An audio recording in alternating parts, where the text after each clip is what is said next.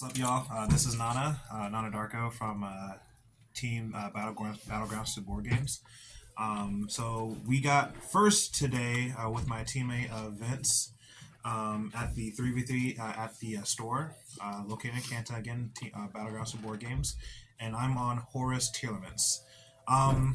Originally, I was just on regular Tearlaments, and I looked into the Horus engine.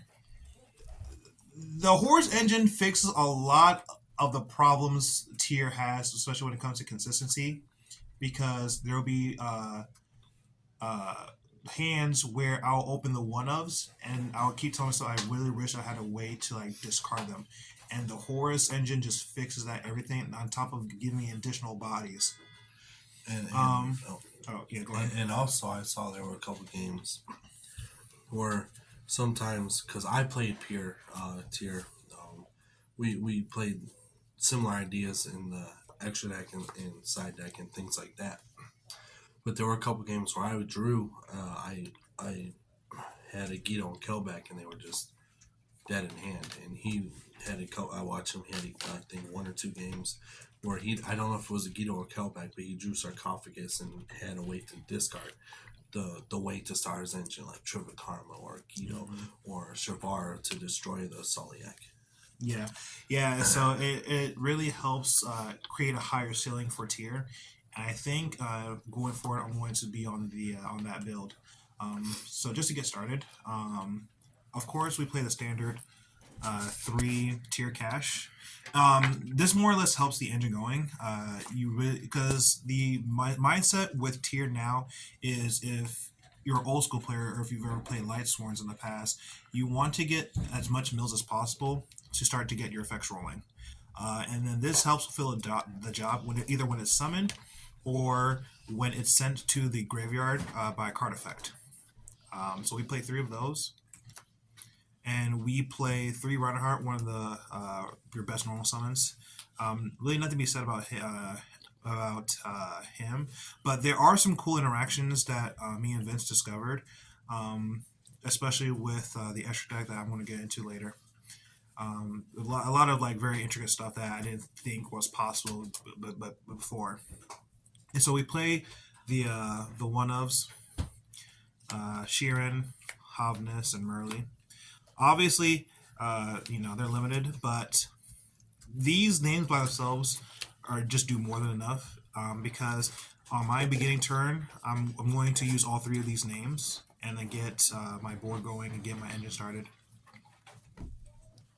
So that's the monster. So really quick here. Yeah. So Reinhardt. Do you think Reinhardt is you actually think Reinhardt is the best summon compared to before post banless? You have several ways to get to Reinhardt. You have Triple Karma. That can get you the field spell and to get to Reinhardt to basically help fix consistency. And if you don't see like your graveyard already loaded up with fusion pieces, you can just send tier cache and then hope to mill into like other names. Okay. And it basically helps get the engine going. That's all it is to it. Okay. It's one of your best normal summons in the deck, besides one other card that I'm going to show here soon. Yeah, we'll get to that. Yeah. Okay. So we play the Danger package. Originally, I was on 3 Nessie, but really it's just there to just help fix hands. That's originally the idea when people were on the new tier, and then the 1 Mothman again, just to help additional buys, help with fusion material, just help make Bug Dragon, and also try to fix your hand as well too. No Chupacabra?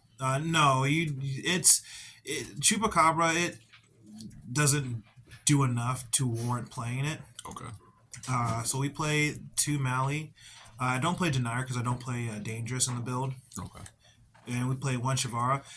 This card is absolutely amazing. Oh my god! It is. That card was it crazy. is like my win condition versus like decks like Makonko.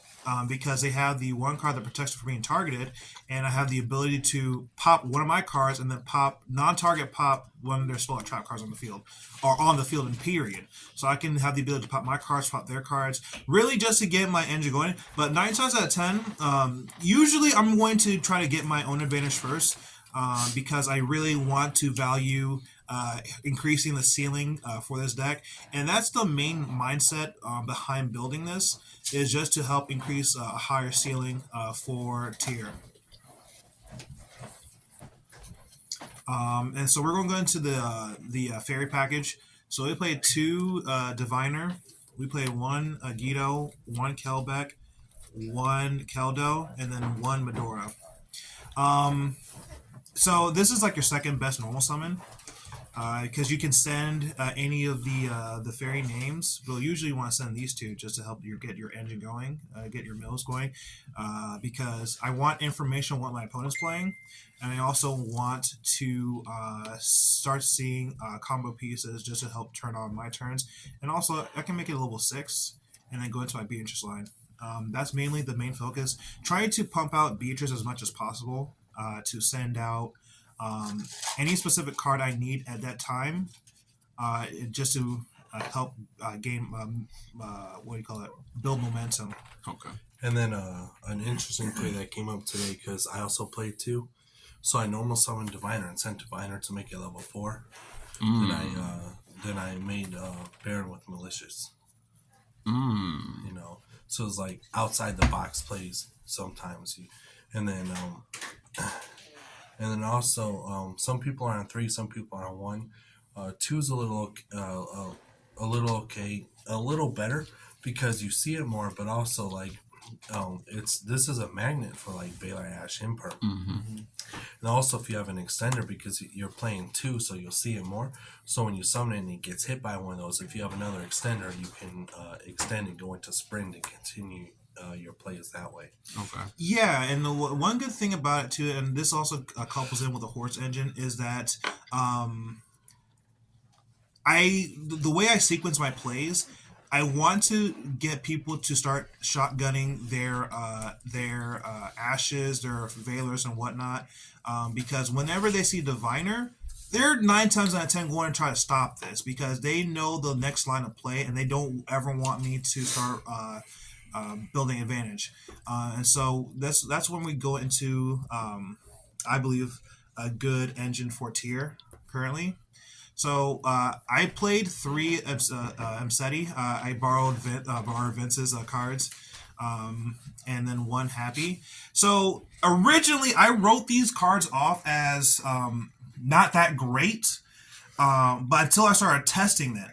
And these cards are phenomenal. The fact that going first, I can go into Zombie Vampire and start milling 4, and then start to summon a body from either player's graveyard that was sent by Zombie Vampire's effect, and then even start gaining my advantage there as well as more knowledge seeking, because I want to know what my opponent is on, so I can build accordingly to what cards I see that's being milled from their graveyard. And then Zombie Vampire is good against like the mirror too. Like, if you hit one of the names that you haven't seen yet, you can just summon it. Okay. Exactly. Again, the main purpose is just to increase the ceiling for this deck. And going second, this deck is also phenomenal too, because I put on the what do you call it? The Sarcophagus, King Sarcophagus.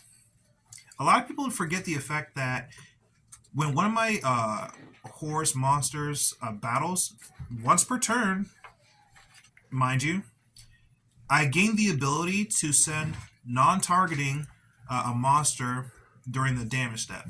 Oh wow! That is very critical, especially for going second. So you have the ability to out cards like Dark Dragoon, cards that can't be targeted or destroyed, things of that nature. Okay. And again, with Msetti, it gives the ability, well, both Msetti and the spell card, it gives the ability to fix my hands. Because again, there'll be times where I'll have the 1-of that are complete bricks, or I have like a Trivial Karma. and I send Obsedi to get the gold, or I keep saying gold sarcophagus, King sarcophagus, and starts generating my vintage heir. And the hardest decision today my opponent had to make was I sent the this and Guido to add. Now he's put in a tough situation now because he either needs to ash the Agido or ash the Amseti. So he chose to ash the Agido here, and that's fine because I was able to get into King Sarcophagus, get to Happy, and then summon both these names, and then get into Zombie Virus and start milling regardless. So it was like a catch 22 in that scenario. And so I feel like having the ability to make your opponent shotgun hand traps like ashes before you get to your engine is very critical to the way if you sequence your plays correctly. So that's it on the Horus package. Well, the monsters anyway. And then for spells, I played 3 Perlerino. That's just standard. Yeah, just the standard. I played 2 Screams, which is I feel like it's the correct amount, anyways, because I was on 3 before, and then post games 2 and 3, I always just side 1 out, and I feel like if I keep doing that, might as well just play 2. Round 2, I saw a crazy play. This card was popped with a Perlino, the field spell. Yeah, that was actually crazy. That was actually crazy. And then I played the 1 Heartbeat. It's fair. This card answers to a lot, especially in the mirror. But also, too, there's a lot of cards going around that have secondary effects when they're destroyed, and this card just simply shuffles. And not only that, I'm only playing 2 Soliacs, and having the ability to get back my Soliac if I milled like 2 is insane because now it just has more recursion, and then I have more follow-up or more interruptions for my opponent. So I had a question. Yeah. Have you ever, because sometimes it happens with tier, where you end up getting to all of your pieces and you make Beatrice and like you use all 3 of your fusers, and that's why I thought this was a good idea. This card, like I said, I'm playing standard. My build's a little different. You'll see in another video.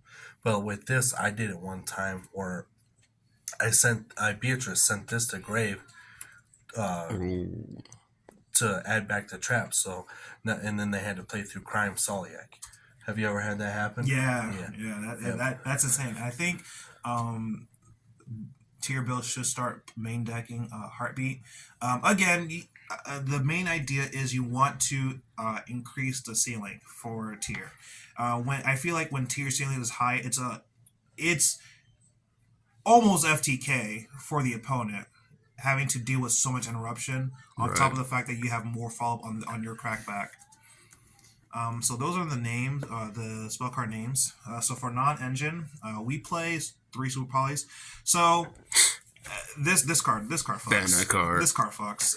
Damn that card. And super poly. This card fucks. There's no way around it. I also play another super poly target, which is insane. I will get to that later. But this helps me out boards that are like hard to out. And there is actually a cool interaction too. So today, during the 3v3, I summoned a Rhinoheart, attempt to use effect. They went to Imperm, and then I chained Super Poly to get rid of the Rhinoheart, get rid of his water monster, and then I made into a Mud Dragon, and then still resolve Rhinoheart's effect.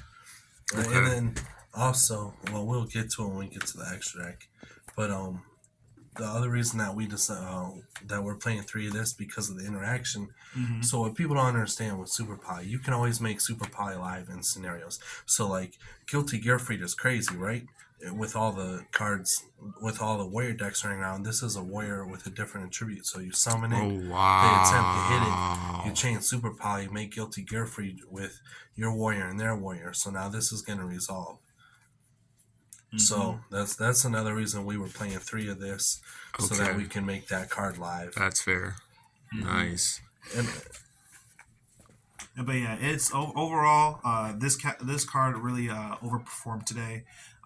Going forward, I'm gonna keep this. There's no reason not to play it, especially if I'm going second. Um, and then we play the two King Sarcophagus. Again, this card is amazing. The fact that I can send cards from my hand to the graveyard to send Horus cards, and then the Horus cards have the inherent summons to summon themselves. Like that's already a win in my book because again, Right. it's increasing the ceiling for the deck. And how can you say no to fixing your hand? Because I know for a fact for tier players there'll be times where you just open the bricks and then I'm over here saying to myself, I really wish I had the ability to send it. And then when I looked deeper into the Horus cards, I'm like, this basically solves a problem for that. So I think going forward, I'm going to continue playing the Horus engine. There's really no reason not to after all the testing of all the playing of all the results I'm seeing on how these cards fix tier. And then for the one of, we just play Foolish Burial. Nothing really to be said. Not too much. It's Foolish Burial. Everybody knows what it does. Yeah. And then we play two Soliak. Originally, I was on Meta Noise. I decided to cut that card out. I may play it back again because recursion from graveyard is always nice. But I feel like if I do that, then I'm just in a win more situation. But I'm going to do some more testing just to see. But I feel like two Soliak is just more than enough. And then we play one Shiva Karma. This card's amazing. When you have the ability to have it in your graveyard, and again, the Horus engine makes it so that way if this is in my hand and I have Mseti or just a King Sarcophagus, I can just send this, get into my engine, and pop off from there. Did you not play Crime at all? We play Crime in the side. Oh, okay. But we'll get to that here too. So for the extra deck, this was by far the hardest like decisions. Like me and Vince were like racking our heads together trying to figure out the most optimized extra deck. Yeah, I feel like this deck has like the most the toughest extra deck to play with. I feel like I've gotten it down to a science, and I feel like going forward I'm going to maintain this because it just fixes everything. Nice. So I play one Mud Dragon. This card is amazing, especially in the mirror, especially in just a lot of matches in general, because a lot of cards target, and I can just get to my waters first, and then if I feel a need to get to my extra deck engine, I can just make it dark, and what can they do? I play Garua again. They're both super poly targets too. Garua more so. This helps you get easy access to level 6, a draw one. Again, you're increasing the ceiling. I know I sound like a broken record, but that's the idea I'm trying to pitch and trying to understand for players is that the higher this deck ceiling is, I'll say that this is probably the best deck. Very versatile, very amazing, you know. Right. And the one card I am going to play forward is Guilty Gearfried. This card outs so many problems. This is used specifically for like the Medania matchup because they're 9 sets out of 10 going to have warriors on board. They are either going to end with typically their end board is going to be SP Knight, Little Knight, Barone, Disbatter, Reframing, and some miscellaneous stuff. But the thing is, a lot of people are playing SP Little Knight. We all know how good that card is. And then coupled with Super Poly, I can Super Poly their board if they have Baroness SP Knight and then make it to Guilty Gearfried. And this card has the ability to protect itself from being targeted and non-targeting destruction on top of that too. It doesn't have to be the card that I negated either. So I can pop a card on my field. I can pop like a tier name, start fusion summoning. I can get rid of problem cards. The world is my oyster with this card. And not only that, it can OTK. Yeah. During my match versus Medanium, it was his turn, and on my coming turn, I basically killed him. I super poly, or sorry, I game and sealed the disbatter. I then super poly the SP Little Knight and Barone. Made this, got into my Horus engine. It was wraps. There's no way going about it. It was wraps. It was like I felt so bad for the dude because like he's up an amazing board. Shout outs to him. But this card, as long as SP Little Knight is in the meta, this card should be played in tier, like 100%. This card's amazing. I can go on and on about this. And then we play Dragon Stapelia, very good card. Again, very good against Medanium because I can level modulate the levels, so they can't get into their single plays, and monster gate. So who doesn't like that? So this one's a little bit unconventional, but I play 2 Collider Hearts. Oh. So in a lot of my matches, they would have the ability to out the first Collider Heart, right? And sometimes it's okay, but then there'll be many times where I thought to myself, I really wish I had a second Collider Heart, or if I'm playing like cash and they somehow get to see my extra deck and they see that I'm on 2, they have to make a decision now to either get rid of 1, and then I still have 1 lying in wait, and then I get to out their board. And also, Collider Heart had just so many neat interactions. It helps to get engine stars, helps answer to a lot of problem cards. So if I have the ability to make a second one, then I'm already in a winning position after they get rid of the first one.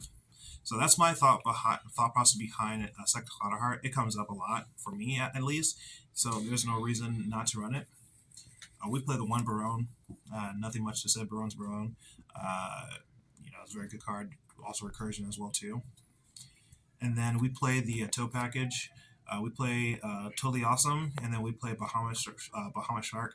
And again, this has helped decrease the ceiling for these for the deck. And also I can just leave this off for like SP Little Knight. And then we play 1 Dweller, 1 Beatrice, and then 1 Zombie Vampire. I'm not on the Time Thief or Doer anymore. The reason being is because Time Thief or Doer, while it is good to get into like my fusion plays, I'm making Beatrice already, and Beatrice already fulfills a role. It's just that with Time Thief or Doer, he doesn't increase the ceiling for the deck. It more or less just halts it, and sometimes, well, actually in my case, most of the time, it just felt very underwhelming. Where I have the ability to link it off and then go into like my sprint play or to my dark play or to my SP little play, and then I have more interactions with my opponent to deal with. This card's amazing. Nothing much to be said. And versus Inferno, but the guy tried to target it. I told him he can't because it was supposed to come from the graveyard. He attacked into it with Fenrir. With Fenrir. And just ran head first into that board. Jesus. It was not good for them. And so we play SP Little Knight, very good card. We play Dark, and then we play Sprint. Sprint just for either Merly or for my time card, which is, Volcanic Splash Shot. So that's it for the extra deck. And so for the side deck, we play Scattershot, 2 Nib. I feel like Nib is a good place in the meta right now. Play 3 Joel because there's a lot of Medanium, there's a lot of Infernobles in our area. A lot of cards I just add. It's also very good in Mirror too. To be fair, this card is like 50-50 against Infernoble. Okay, you know what? Hear it from an Infernoble player himself. It's alright though. We play 3 Game and Seal. Reason behind it is I want to respect Pearly enough, but also I have ability to get into Collider Heart quicker because it's also an Aqua. And then we play Lightning Storm. We also play 1 Crime and then 3 Infinite Permanents. The side deck is just more so to cover a lot of matchups as much as possible because we're in a diverse format. But I feel like these perform well. I may change these up for something else, but I don't know what. But that's what we're testing. And that's it. Any shout outs? Yeah, shout outs to my sponsor and the team. Battlegrounds for board games. Shout outs to Vince for helping build tier. My deck build isn't the best, and so having a second set of eyes to review tech options, review scenarios is really nice, and be able to bounce off ideas is very critical too when it comes to that. Shout outs to my girlfriend Sam for supporting me and always being there. Who am I forgetting? Shout outs to Neo. Y'all came through and y'all showed up and showed out. And so very good on y'all. Like, congrats. Actually getting second and third. What else? If I'm missing something but people, hey, shout outs to you guys for your support. Really appreciate it. And yeah. All right, again, that's Nana with first place team. Nana and Vince, I should say. First place, undefeated today. Yeah. Hey, y'all have a great day. All right, thank you.